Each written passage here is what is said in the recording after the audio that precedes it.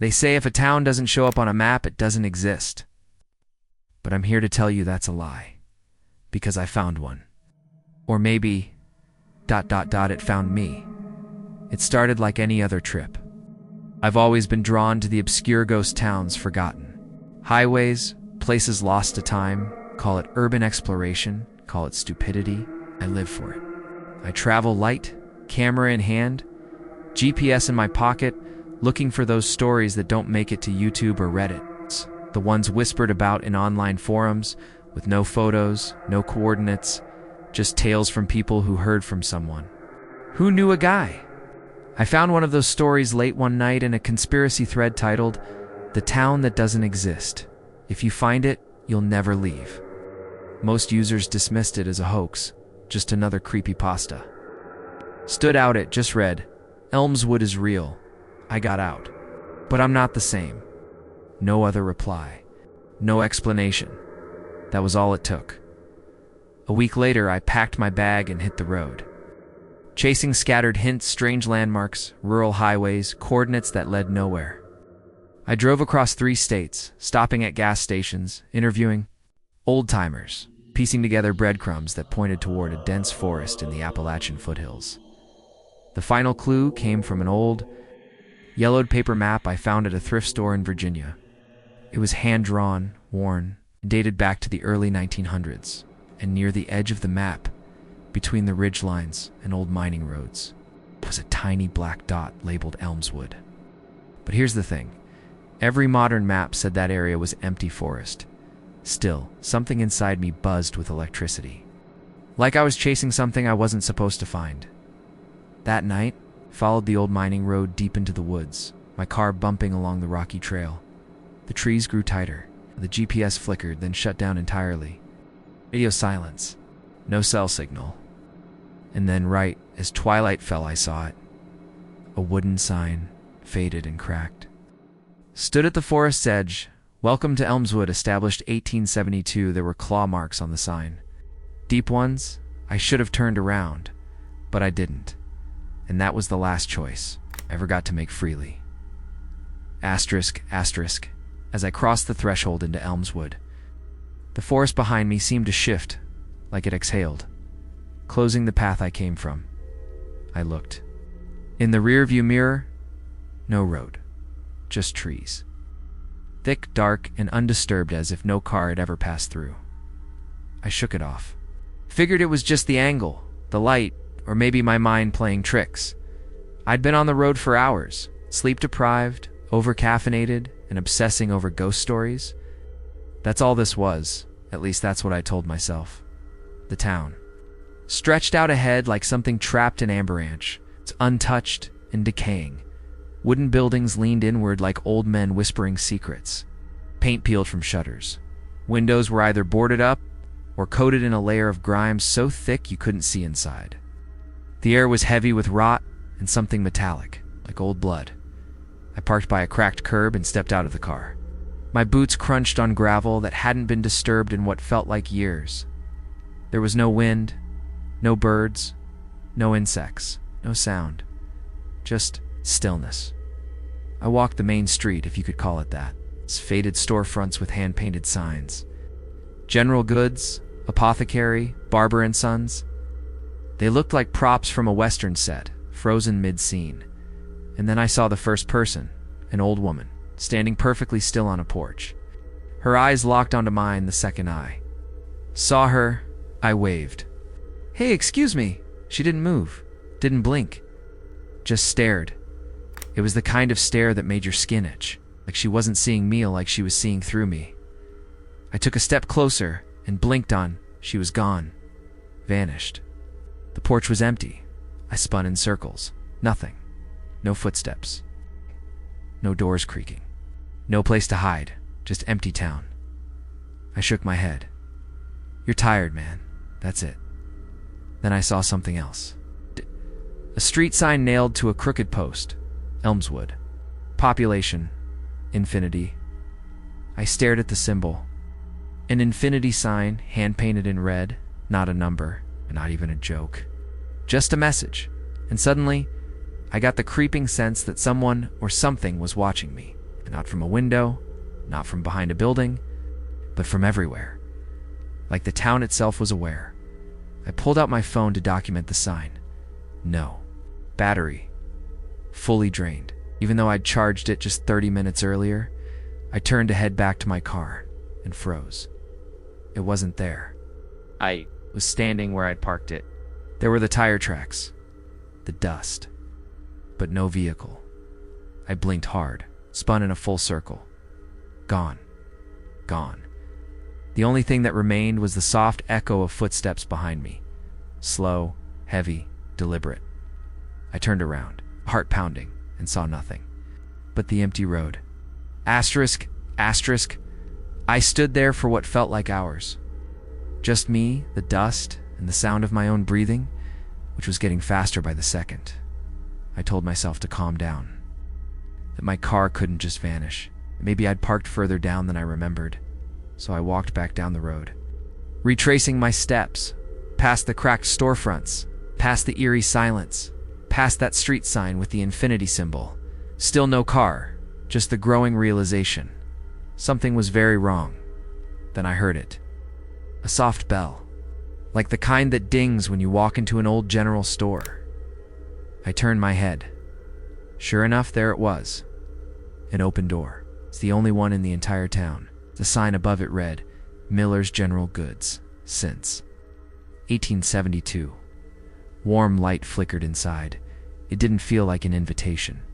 It felt like bait. But I had no other choice. My car was gone, my phone was dead, and the sun was beginning to set.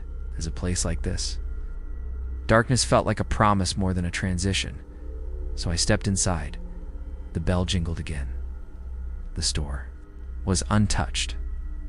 Fully stocked shelves, jars of hard candy, canned goods, handwritten price tags. No dust, no cobwebs. No signs of age or rot like the rest of the town. Behind the counter stood a man, mid-50s. Slicked back hair, a brown vest with brass buttons. He smiled wide, too wide. "Afternoon, traveler," he said, voice smooth like syrup but colder than it should have been. "You lost?" I hesitated. "You could say that," he chuckled, but there was no warmth in it. "No one finds Elmswood unless it wants to be found?" I frowned. "Excuse me?" He leaned in, hands on the counter. "It's a listening town. Curious. It likes people like you, curious people. Always poking around. Always chasing shadows." Took a step back. Trying to read him. How do I get out of here? He just smiled again. "Nobody ever really leaves. But if you're lucky, you might forget. That's the kindest way Elmswood lets go." I felt something in my chest tighten. "You're not making any sense." Another chuckle, and he reached beneath the counter and slid a small box toward me. It looked handmade wooden, carved with strange runes I couldn't place. "What is this?" "A key," he said simply. "Of sorts." "Take it, you'll need it later." I didn't want to touch it, but I did. The moment my fingers brushed the box, I felt a pulse like it was alive, like something inside it shifted. I shoved it in my bag without opening it. The man nodded, satisfied.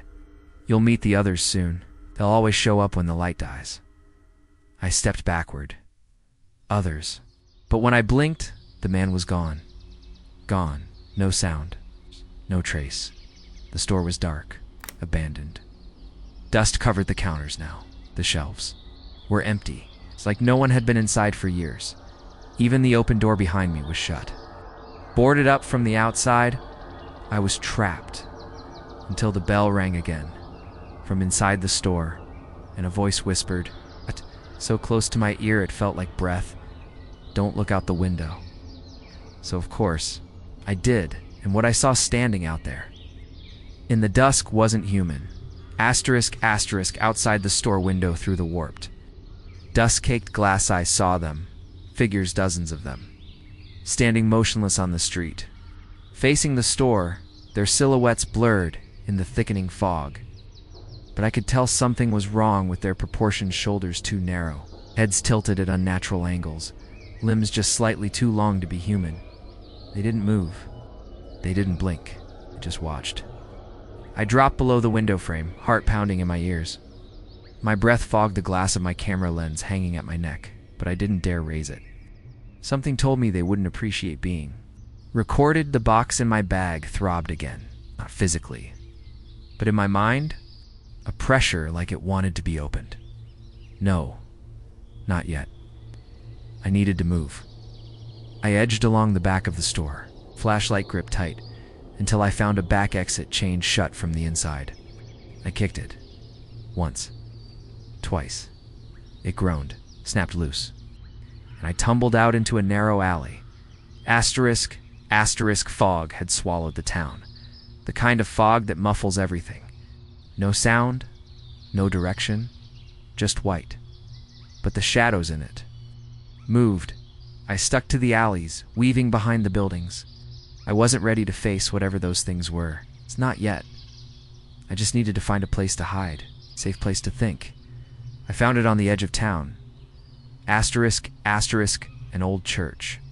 Stone walls, crooked steeple, stained glass windows, cracked like spider webs. The doors were open, barely hanging on their hinges. It was as if the building had been waiting. I stepped inside. Silence. Pews half collapsed. An altar covered in dust. And dried flowers. Candles long dead. Smell of mildew and forgotten prayers. But I wasn't alone. She sat in the front pew. A girl no more than 16. Pale skin, dirty dress. Long black hair draped over her shoulders. Her back was to me.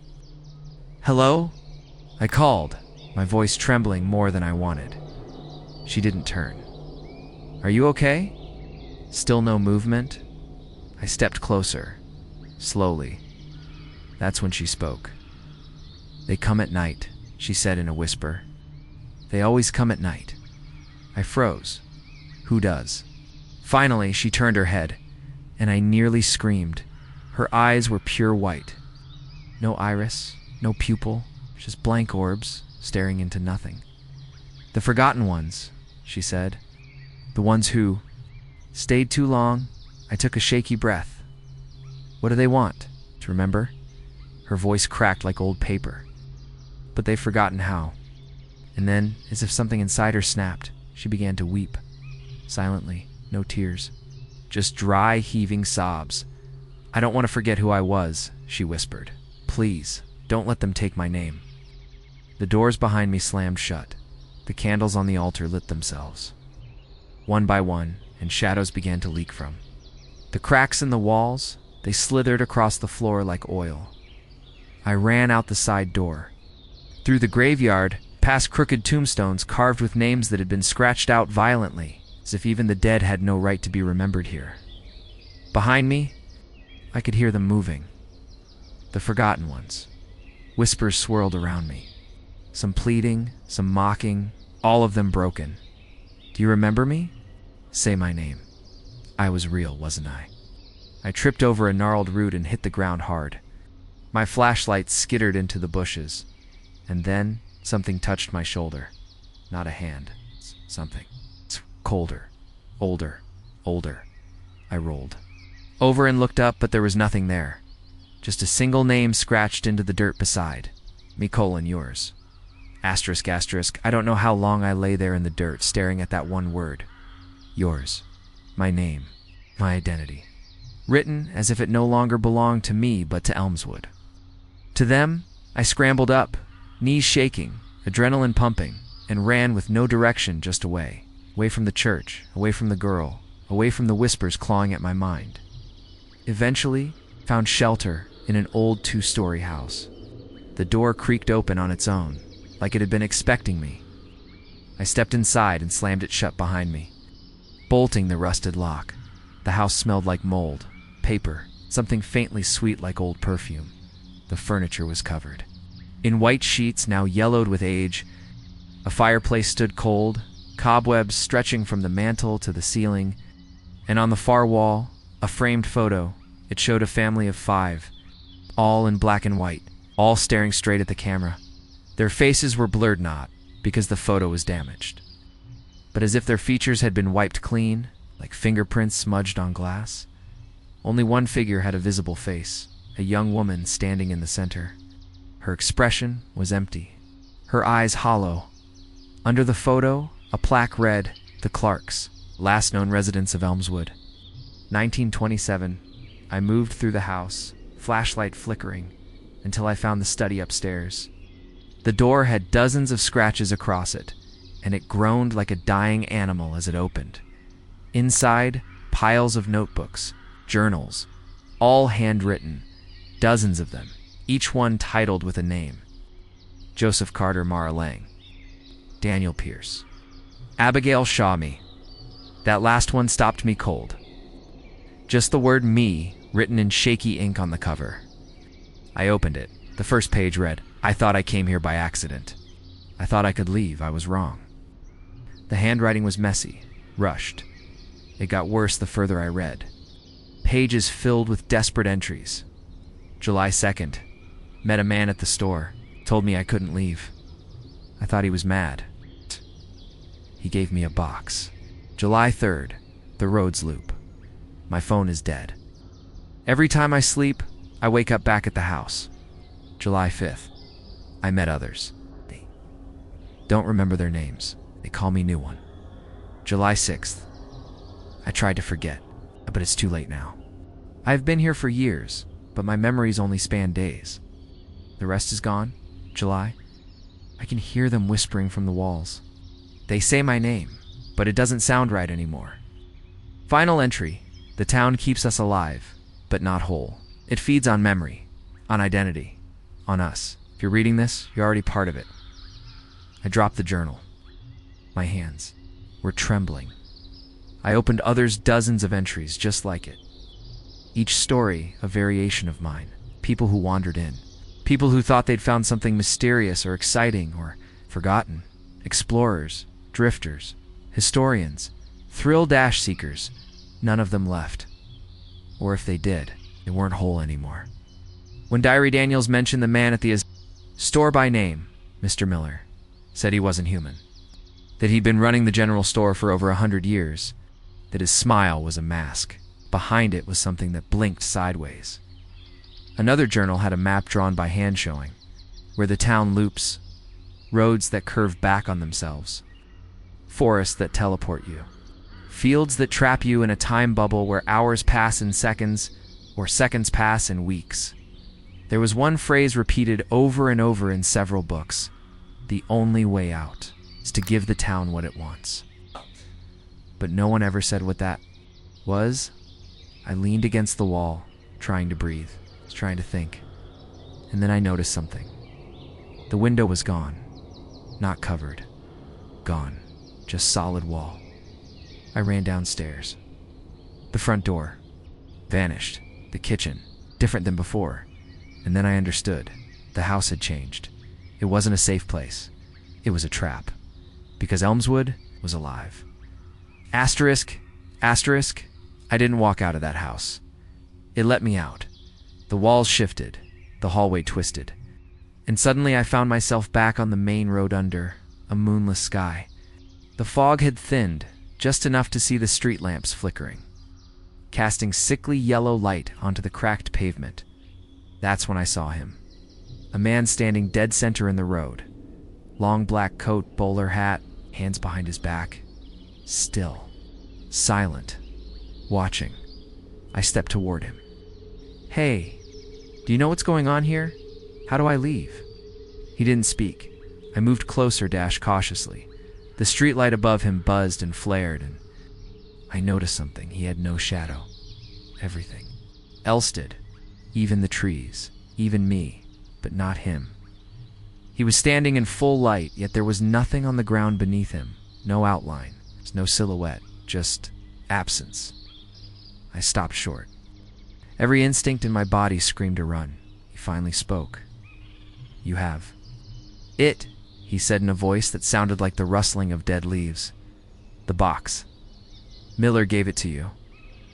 I nodded slowly. "What is it?"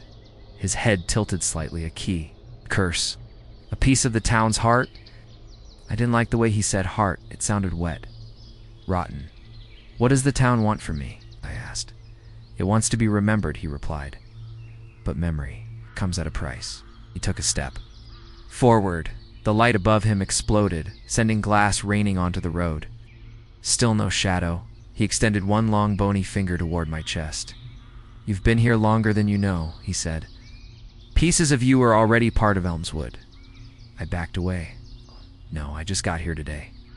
His lips curled upward, revealing too many teeth. "Have you?" he whispered. He raised his hand, palm out, and I saw something in it.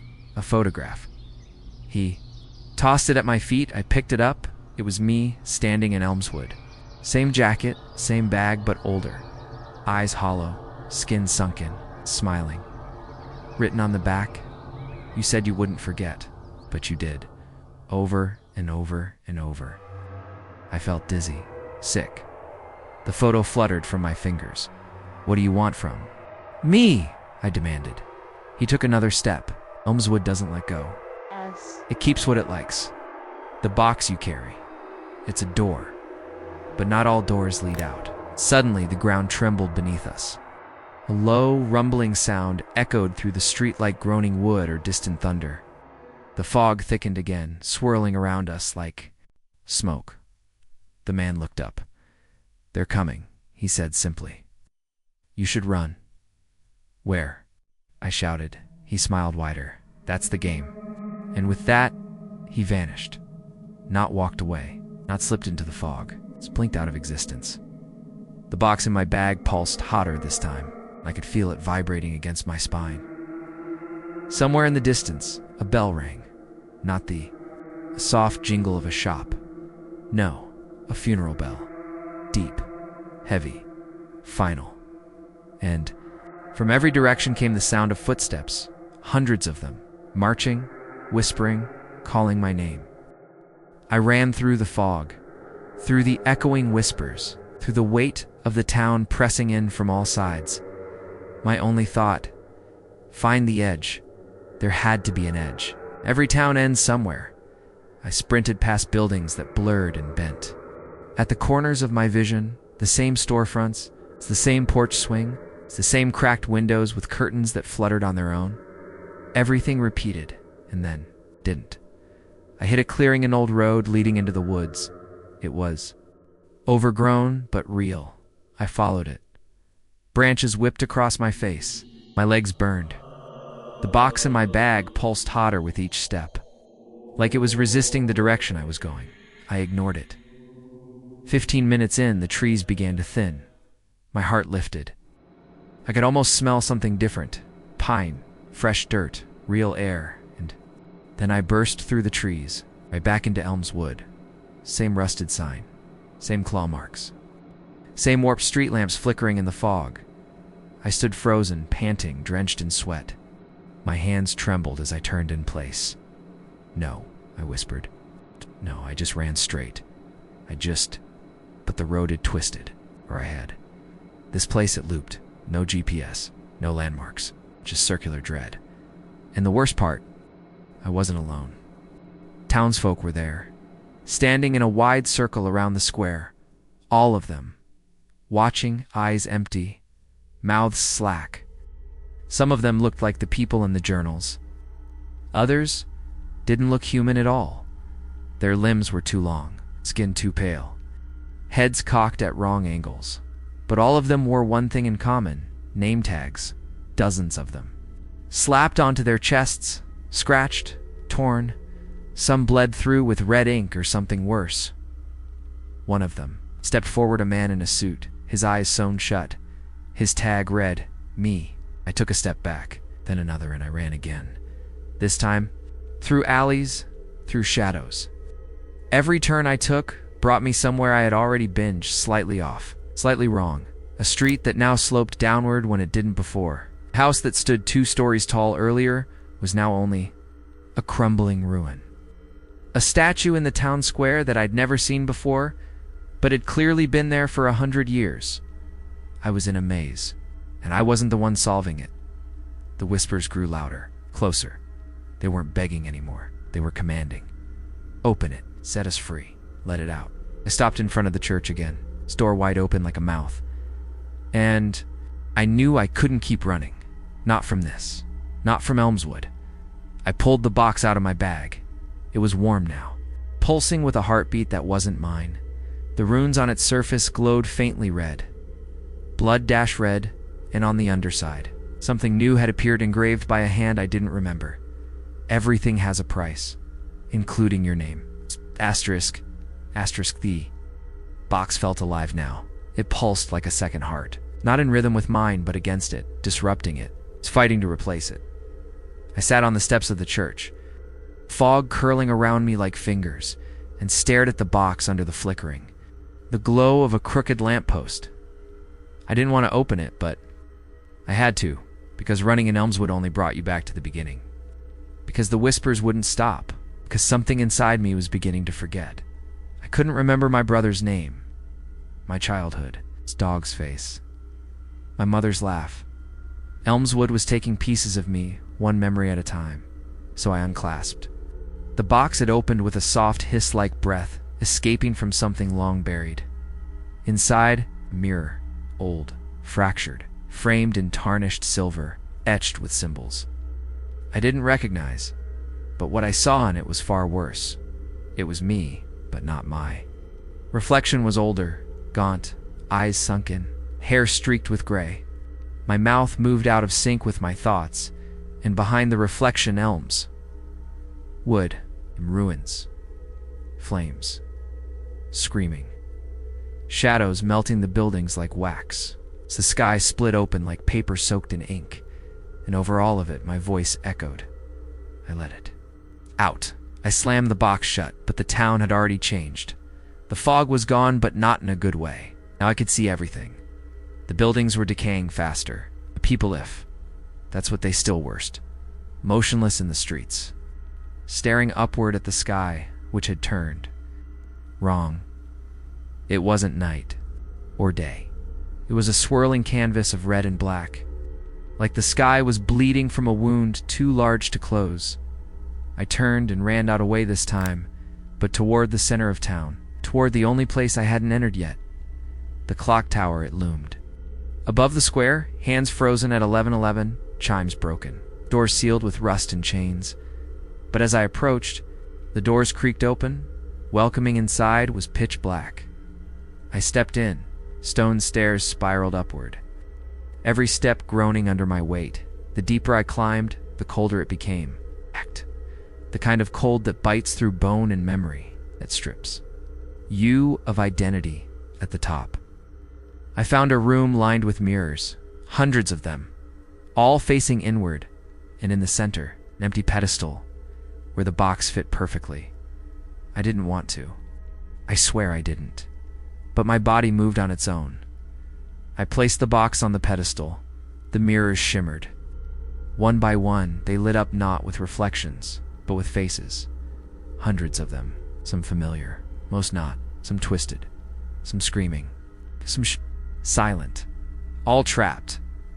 And then the whispers began again. You opened the door. You brought us back. You belong to us now. I tried to back away, but the floor beneath me cracked. The clock hands outside began to move backward. Fast. Everything around me blurred. Time unraveled. And the last thing I heard before the world turned inside out was my own voice echoing from 1,000 mirrors. There's no escape from a town that doesn't exist. Asterisk. I woke up gasping, flat on my back, staring at a gray sky through shattered glass. The clock tower was gone. No stairs. No mirrors. No box, just rubble, as if the building had collapsed 100 years ago. And I'd been inside it the whole time, but the town hadn't changed back. If anything, it had decomposed further. Houses were piles of ash, signs hung by threads. The air smelled like burnt paper and rusted iron, and the people, gone or hiding, or maybe watching, unseen. I pulled myself to my feet and staggered toward the library, the only place I hadn't dared enter before. Its sign dangled from one rusted chain, and its double doors had been blown open. Inside, books littered the floor in warped heaps. The shelves had caved in. Something called me deeper in. Instinct. Memory not quite mine. In the back was a vault, unmarked, cold to the touch. I pushed it open. Inside, journals, hundreds, thousands, stacked. To the ceiling, all of them bound in leather, many with initials carved into the spine. Some were shaking, others whispered. I opened the one nearest to me. The pages were covered in names. Names.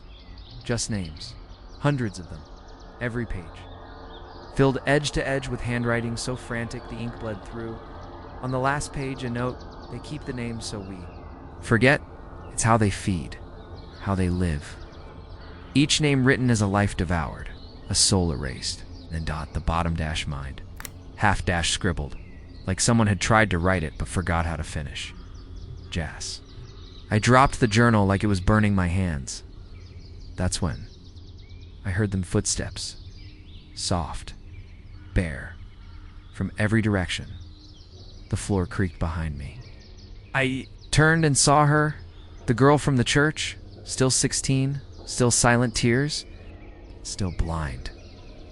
She held out a torn journal one with no name, just a black smudge where a title used to be.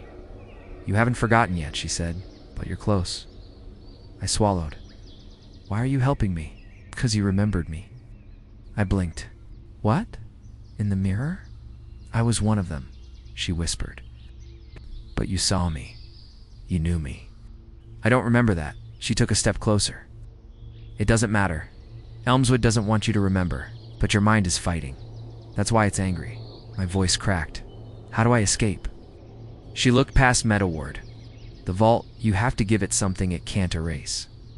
What does that mean? But she was already fading like mist in sunlight, and her last words were barely more than breath. Write the truth. And then she was gone. The vault door slammed shut, and every journal began to whisper in unison. He remembers. Must forget. I stood there in the ruins of the library, the whispering journals swirling around me like a storm. My heart pounded, echoing in my ears louder than the voices. Write the truth. Her words burned in my mind. What truth? What could I possibly give a town that consumes memories, that traps souls? I looked down at my hands. Empty. No notebook, no pen, nothing. And then the box pulsed again in my bag, like a heartbeat, like a warning. I pulled it out, felt heavier. Now, almost impossible to hold. The runes glowed a dull crimson, and the silver mirror on top shimmered faintly. The man with no shadow was right. Everything has a price. I remembered the first journal's warning. The only way out is to give the town what it wants. But what? I sat down on the floor, pulled the box into my lap, and opened it one last time. The mirror showed not my reflection, but my memories. Faces fading, moments lost, names forgotten. The box was hungry for me, for my story, for my truth. I had to feed it, so I whispered aloud, my voice barely steady. I am a sum, a name, my name. The sound felt strange in my mouth, like it hadn't been spoken in years. The mirror shimmered, then the box snapped shut, suddenly. The ground trembled beneath me, the whispers turned to screams, name for name. The room blurred. When my vision cleared, I was standing outside the town at the very edge of the forest. Sunlight poured over my skin like a blessing. I took a shaky breath, freedom. But when I looked down at my hands, there was no box.